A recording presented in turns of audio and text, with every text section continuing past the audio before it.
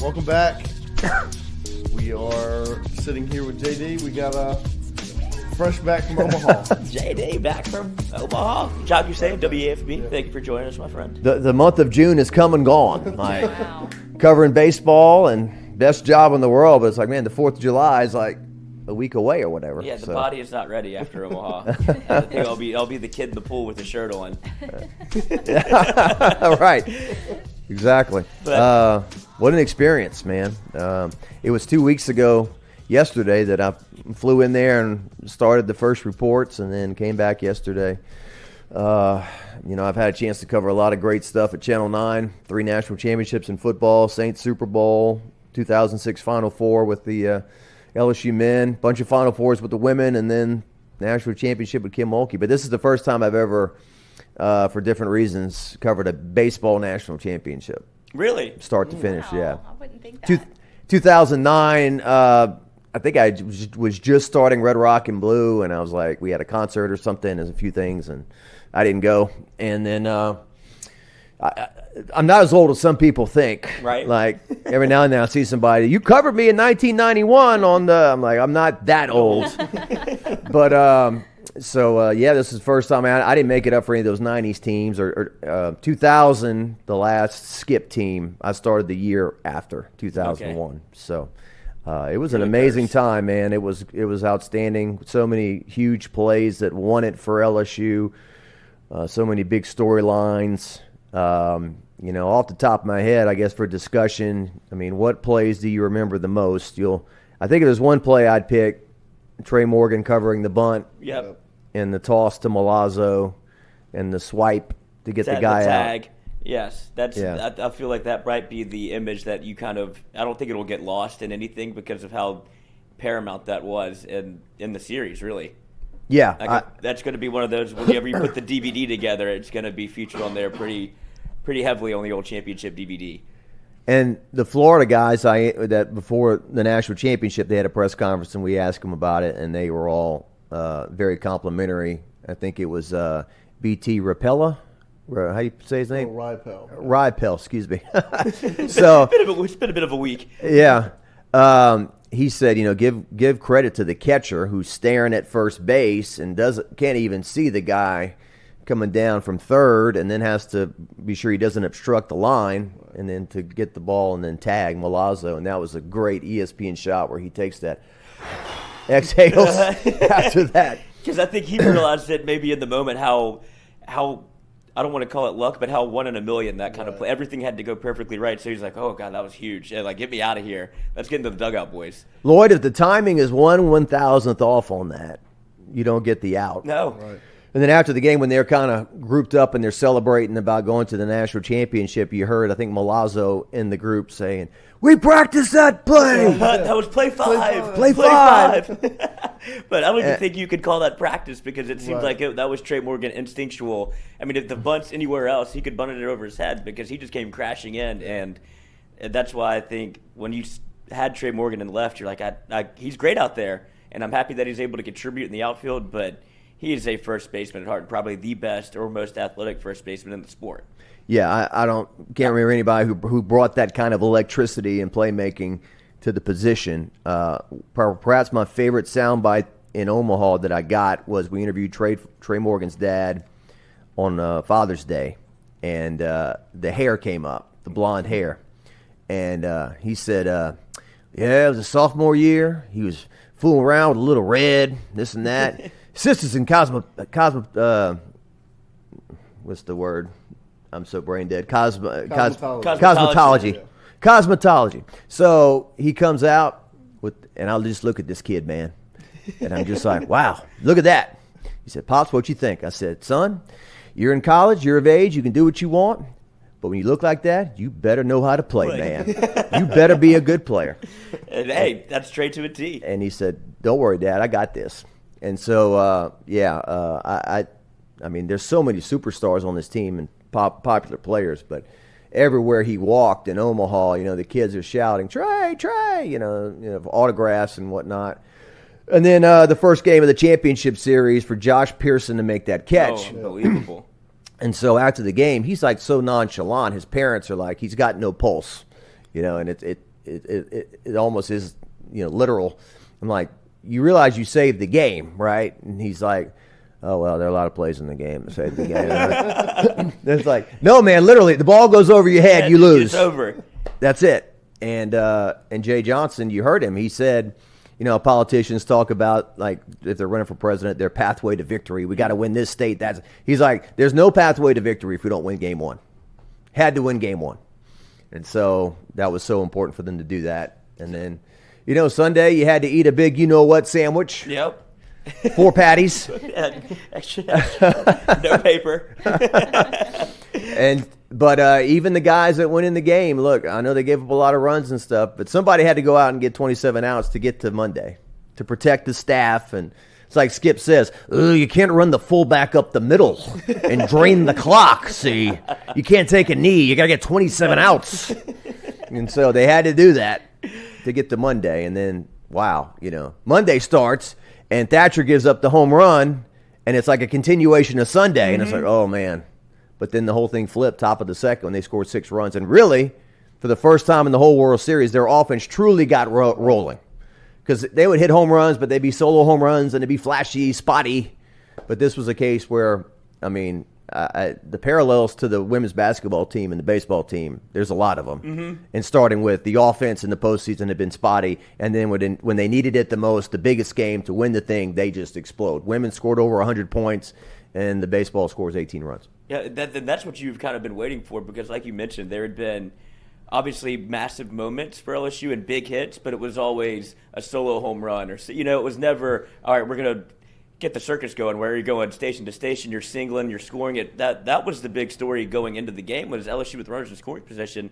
They couldn't get anybody home. And so all of those home runs that you were waiting for, they never happened with anybody on base. So you knew that you had potential there, but it was always, all right, bases loaded, 1 out, double play. Bases loaded, 2 out, strikeout. They never could get to that, all right, now this is how a rally gets going, where you have a single, then a double, then a single, and you manufacture runs that way. And like you said, for it to come up in that moment, you'd been waiting for the LSU offense to show up. Well, you're almost rooting for them not to load the bases. Right. Because nothing good ever happened when they did. My dad texted me. He's like, loading the bases is bad luck because that is where they stay, the way he put it. And so, 30 left on base in the 2 games previous. They left 18 Monday. Yeah. Nobody, who cares? Scored 18 runs, but it could have been much, much worse. 36. We beat them, and it should have been worse. Yeah. It'd been hilarious if they would have flipped the score 24-4 the next day. I think that's what a lot of people are rooting for. LSU lost on aggregate.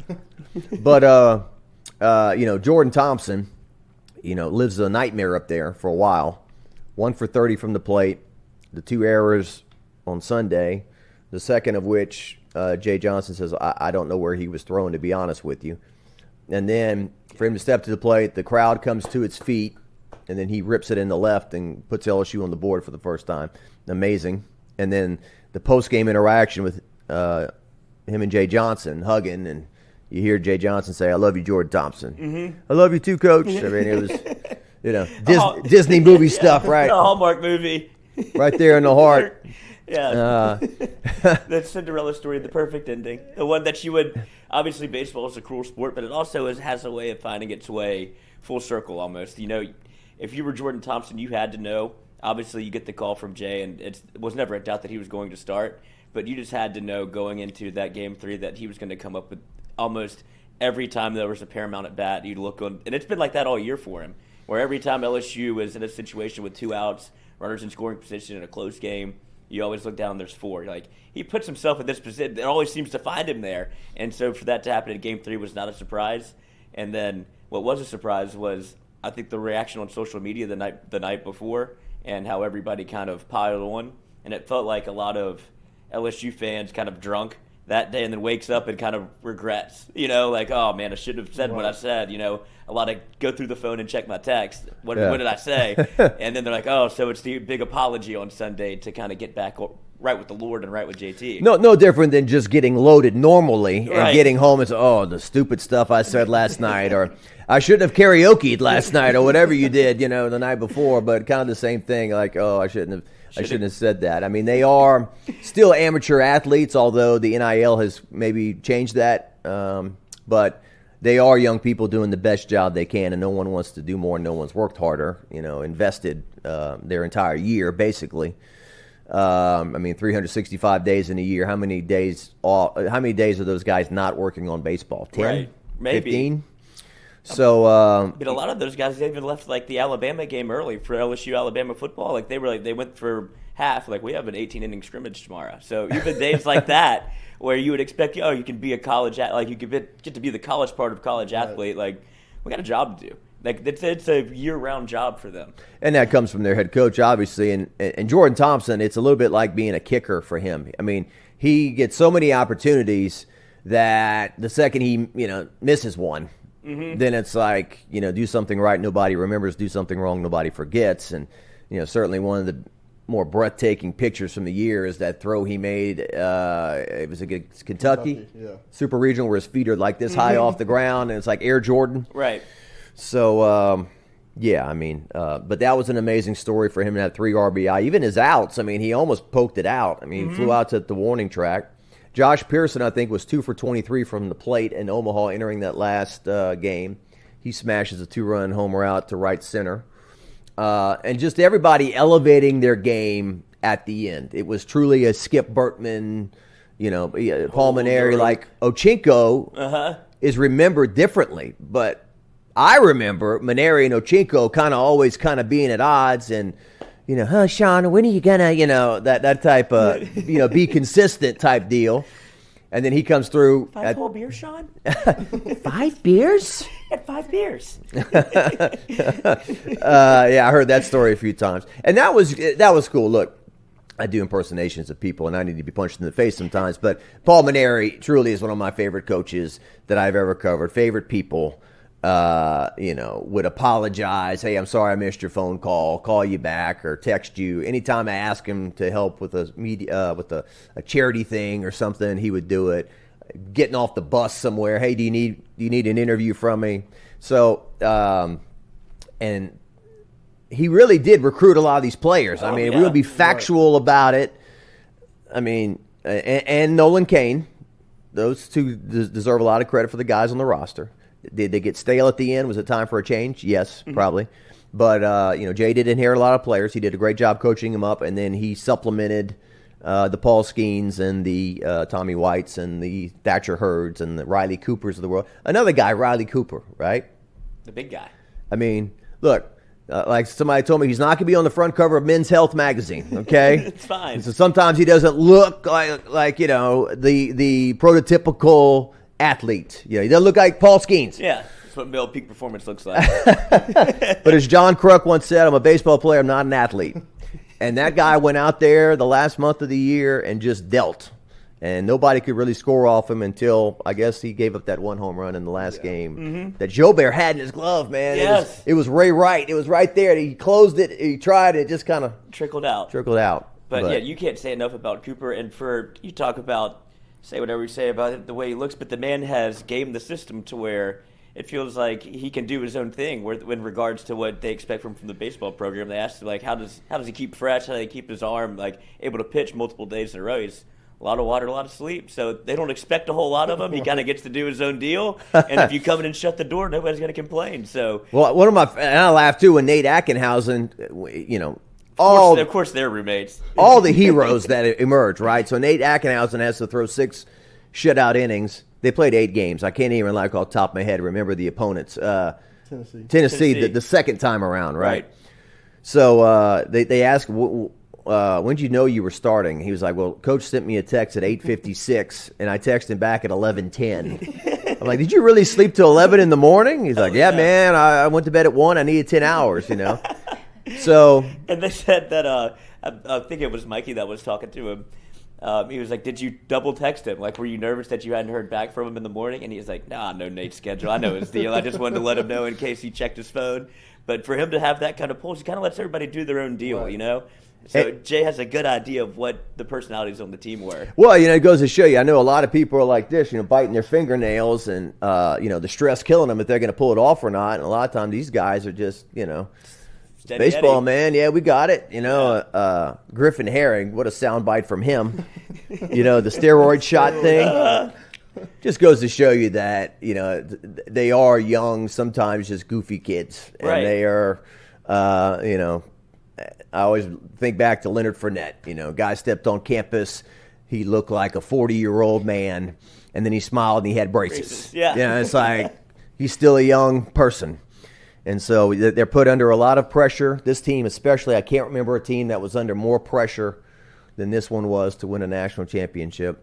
I mean, even the 2019 football team, I thought that they were going to be very good, but it didn't really oh my God, once-in-a-lifetime team until later in the year. So, congratulations to Jay Johnson. It was great to see Coach Maneri and Jay sharing that moment and him down on the field and everything. But, he's only 46 years old, and he's in his second year. I mean, he's not going anywhere. No, he's not going anywhere. So what's the future? And same thing with Kim Mulkey. I mean, she's older, but she's not going anywhere. And, Brian Kelly, early 60s now. Nick Saban truly hit his prime at Alabama in his 60s in terms of winning national championships. So it's looking good. One thing, the tone of the Brian Kelly's on the clock, like if he doesn't win a national championship, out the door.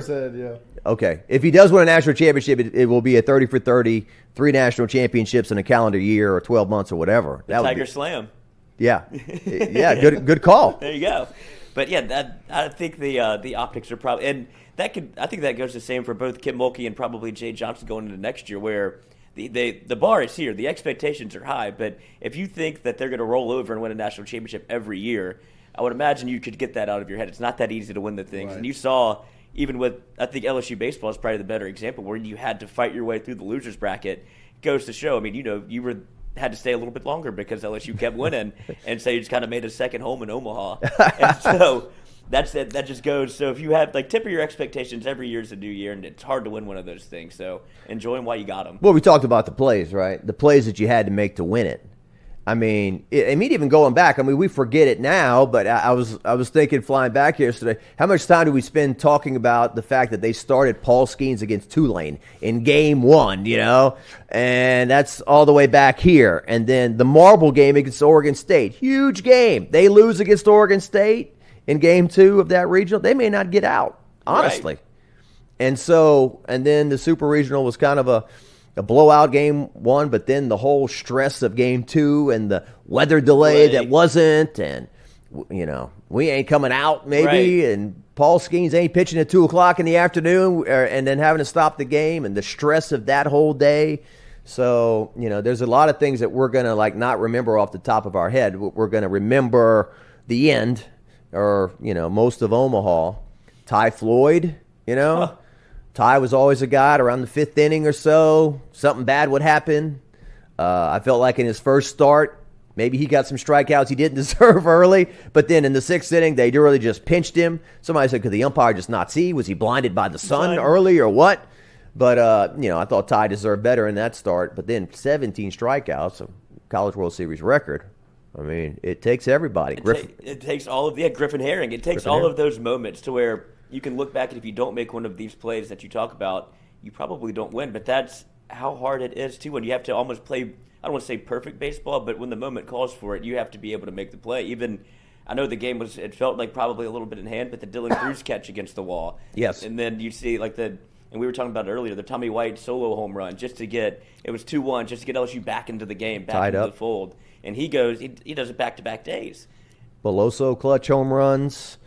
And just like the LSU women's basketball, they're playing a Sweet 16 game against Utah, and they're up by 1 point, and they fouled a young lady, and she's got 2 free throws to take the lead and to put the pressure on LSU to make a shot at the end, which the offense was struggling. And she airballs the first free throw, and she misses the second one. And then Kim brings it up, Coach Mulkey, that Utah was in possession for the rebound and the putback, and I think it was LaDeja that knocked it out of her hand. Maybe knocked it off her foot, and LSU gets the ball. Yeah. I mean, you are an eyelash away from it being done then. And so, yes, it takes, Blair Barbier said it before they win, it takes some luck. Mm-hmm. The harder you work, maybe the luckier you get here and there. But, it's hard. It's very hard to win. I mean, Wake Forest was loaded. They had an outstanding team. Where their offensive number is a little inflated because of the park they played in and stuff. Absolutely. Yes. but their pitching staff was pretty amazing, and the defensive plays they made. LSU smoked some shots, and those guys caught it, and so. Yeah, I agree with Coach Johnson. They slayed a giant when they beat Wake Forest, and so beat Tennessee twice. That will not be remembered as the way it probably should be because of, like you said, when you played that many games in that few of days, it felt like there's so many moments that happened that you're like, oh, when you go back and look at it in totality, you forget that you had to. Tennessee LSU was the rivalry of the year almost. Right. Like everybody was waiting for that game in the regular season, and then it feels like LSU just kind of kept having their number a little bit, so you weren't even really as concerned in the second game versus Tennessee, and you're like, okay, let's move on to Wake after what happened. Yeah. Well, I mean, and it's 2 years ago, and maybe it's forgotten now, but I mean, I remember some fans, maybe the younger crowd, that were like, "Come on, Scott Woodward, don't be so conservative and boring. Get Tony Vitello. He's got the swag, and he's, we need some of that in our program. And who cares about the sportsmanship and the blah blah blah." Who's this Jay Johnson guy? We don't know much about him. And so, it's going to be a long way to judge the two of them. They're both going to coach for a long time, and Vitello's done an amazing job at Tennessee, and they've been in Omaha 2 of the last 3 years. But, yes, they beat him twice, and that was a real coming of age because Trey Morgan's dad told me, he said, Trey's first year, that's super regional. We went up there, and we got punched in the mouth in 2 games, and we were young. And now these guys grew of age and then took it to them in 2 games. And then 5 games, they beat them 4 out of 5 in the season. So, and it kind of all ties in together. I think the Tennessee series, the Friday game, it was a Thursday, Friday, Saturday. That's when the women were beating Virginia Tech in Dallas to go to the championship. And all the fans were cheering and yelling in Alex Box Stadium. Yes, absolutely. I forgot I was there for that game. And because people were... We had like you could see the dugout. They were wondering what was going on because there was nothing going on in the baseball game. Right. It was like in between pitches. There wasn't anything to cheer for on the field. So the whole place is going berserk, and they're all looking up like, what's going on up there? And you see all of the concourse TVs have the women's game on. It's great marketing for LSU. You get your ball game and you get your ball game. But what was your set the scene for me for your Omaha experience outside of baseball? Well, I can tell you what, I went jogging a few times in the morning. It can go a lot further there than here. Yes. When I got back this morning, stepped outside, I'm back in Louisiana. Love Louisiana, but the humidity and you could have blindfolded me and brought me back here, and I would be like, I know exactly where I am. You were there, like 60s in the morning, high 60s. Little breeze. Cool breeze blowing in off the Missouri River there. I stayed at the Harris Casino in Council Bluffs. Woke up to Guy Fieri's face every day on the elevator because he's got a restaurant, Flavor Town there. And one thing I noticed, with no traffic, like every day, just go across the bridge into downtown. For a big event like that, I don't know if they were coming from the other way or people were just. The only time you saw traffic, not to cut you off, was kind of like it was just a bunch of Uber people. Like they would Uber pick you up, and it was almost like a trolley line to where it was easy to get around the city.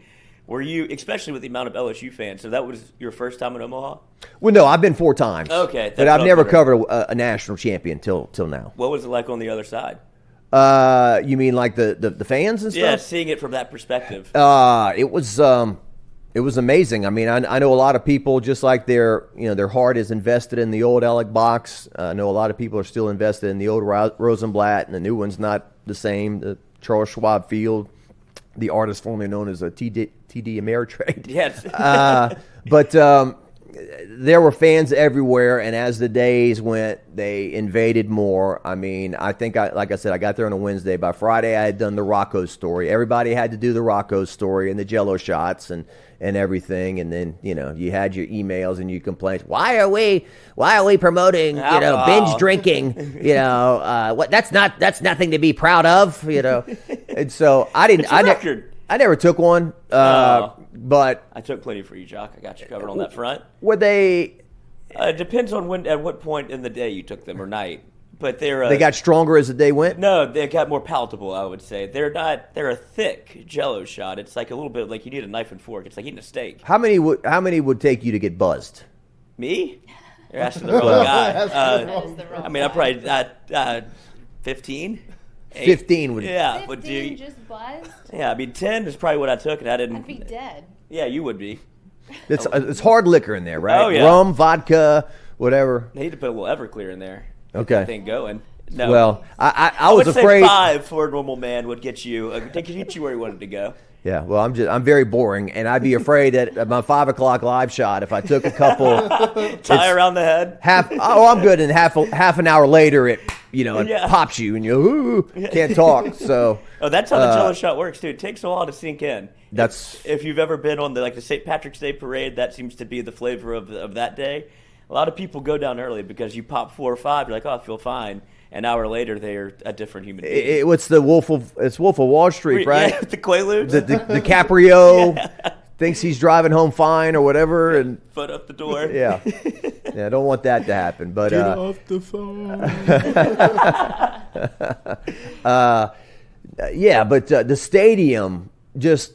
Omaha, Nebraska, obviously is not around the corner from Baton Rouge or Louisiana, period. The stories I heard about the flights and people trying to find the flights and what they cost and what the hotels cost and everything, and it impacted the game definitely in the championship series. When Jack Caglione couldn't find the strike zone early, the crowd got louder and louder, and I think his legs started shaking a little bit. And the other guys who came in who couldn't find the strike zone, I think it impacted the game for sure. And so lots of great stories from lots of great fans, people who, placed bets on LSU back in January with their fingers crossed. You did that? Yep.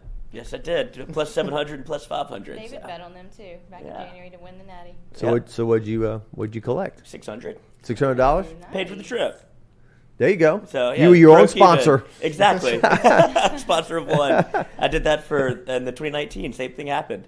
Paid for my ticket there. I had a future on LSU, so I bought the ticket, then just prayed that I didn't want to be 500 in the hole. I could cover it this way. So Joe Burrow took care of that on that end. Took care of it on the other end a little bit with his appearance in Omaha. There you go. Everything he touches is gold. This guy's his own salesman. He's talent, sales, degenerate, equipment. Yeah. Jack of all trades, master of none. He really is. There was anybody know who Lewis Tomlinson is? No. He was in One Direction. Oh. So one morning at the Harris Casino, I wake up, it's 8 o'clock in the morning, and there's a long line of people. I'm like, what is going on? And mostly teenage girls. 20-year, and I look it up, and I'm like, Lewis Tomlinson playing 8 o'clock at night. They were in line to see this guy at the Harris Casino in Council Bluffs, Iowa. So you just found out who this man is, too? Yeah. Okay. I thought you were like a closet One Direction guy. I was like... The story of my life. No. Well, you probably know all the songs now. You got a free concert. Well, I mean, it's one of those deals where you go to stadiums or whatever, those songs are going to play. You're going to know, what's the other one? Beautiful. You're asking. You don't know you're beautiful. That was the other one. Oh yeah, nice. Yeah, you know that one. Yeah, they play that. They play at the Saints games before the Saints games. So he was probably like fourth in line of the Harry Styles, and there's another guy, and then this guy. So he was playing a show in Omaha. That was another thing that these people were in line forever to see this guy. But I'll say this: the Saturday hotel send off. I'm not sure if I've ever seen anything like that. Like it was insanity at that hotel. We went to I went to the Saturday one. That's where I saw you kind of get a little B-roll when you walked outside. I had no idea it looked like that inside. I thought this was the send-off. Like everybody outside was the door. And when you go inside, I saw pictures that you had covered, and I was like, it's a madhouse in there. I don't know how they even allowed that, honestly. I don't know where you put all those people. They were probably a little, if you're the hotel, you got to kind of get your people in order to be able to handle that much crowd control. Well, they established, they laid the ropes out, and I think the ropes start just kind of getting crashed in, more narrow and narrow, and I didn't really notice it, but I think they said both Paul Skeens and Cruz had individual police escorts, guys in front of them and behind them, and yeah, it was. It felt like Victory Hill outside Tiger Stadium on a game day. It's unbelievable. Just the crowd noise and the yelling and the screaming. Now, on Sunday morning, I didn't make it. There was one at 10:20 a.m. or something. I'm like, day 11, 12, whatever we were on. I'm like, I ain't making it today. And then Monday, I went to it Monday, and it was really hopping on Monday. But obviously, I think people had to go home, start the work week and stuff. But yeah, if you haven't seen it, just maybe search Madness and my name on Twitter. That's what I called the video, and you'll see it. So, excellent. Well, JD, thank you for coming in. I think we're we'll be live tonight from 7 to 9. Plug yourself. Live tonight, 7 to 9, WAFB. 7 to 9 on WAFB, covering the championship celebration, and on WAFB.com. Real quick, you know what I remember about 2009 celebration? more than anything? Michael Jackson died in the middle of it. Really? And people start looking at their phone. Michael Jackson died. That's what I remember about that one. Weird. I mean, it was a great celebration, but that's the thing I remember most about that. Wait, so do you know if is this any similarities in terms of what they're going to do with the? We've been calling it a parade, but they said they're going inside Alex box. Yeah, I don't think it's going to be a parade. I think it's a case of you go to the box, you sit in the stands. They'll probably have a podium out there. I would imagine that they've edited some videos and stuff to show. I would think there'll be a few people that'll speak. Obviously, the head coach, probably Scott Woodward, President Tate, if he can. You know, we know he was on 11 at the women's basketball in the PMAC. You know, and you catch his quote the other day. LSU is going to have more ships than the U.S. Navy. That's what he said. I mean, President Tate has come in here and kicked some ass. And I think he realized once you kind of embrace the sports side of LSU, that's your ticket. It's okay to push that narrative that LSU is kind of a sports school. I think for the first 2 years, he was kind of in his shell. Mm-hmm. You know, let's be honest, okay? First man of color ever as the president, you know? Right. As some people of color have told me, look, he knows there's eyes on him, you know, to do something or whatever so we can, you know. Right. And he was kind of, but when he got that women's basketball thing that night, it all came out, man. And I think everyone loved it. And I think he's going to, you know, say some cool stuff tonight. And he's been great as far as a supporter of athletics and academics. You know, he hasn't, you know, the last guy, what was his name? Alexander. I mean, just think of the upgrades from Joe Oliva to Scott Woodward and F. King to Tate. I mean, you know, no offense to the previous guys that did some good things and they're in positions of leadership, but I think the new ones have obviously been a big upgrade. Yes. Yeah. So are you going to be there? Or are you going to be at the we'll be there. We'll be there live. See you there. I'm sure Skip. You think Skip gets up and talks? Oh, absolutely. Yeah. I think he'll you know, I'd imagine Paul will go too because it's a lot of his players. That'd be interesting if Paul speaks or not. Yeah, I would think that. I think that he'd be well received and everything. And once again, you know, Maneri, real quick, in 2007 when he took over, nobody's taken that team to the NCAA tournament. I don't care if it's Skip Bertman, Tommy Lasorda, whoever.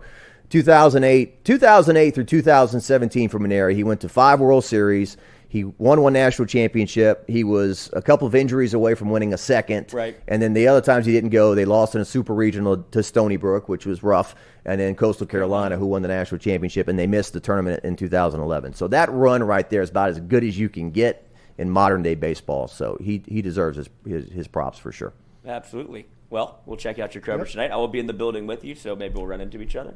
Yep. And thank you, sir. Thank you, Lloyd. Yes. Thanks, everybody. We'll be back. Be right back. Powered by R&B Builders. Thank you very much. JD. Oh!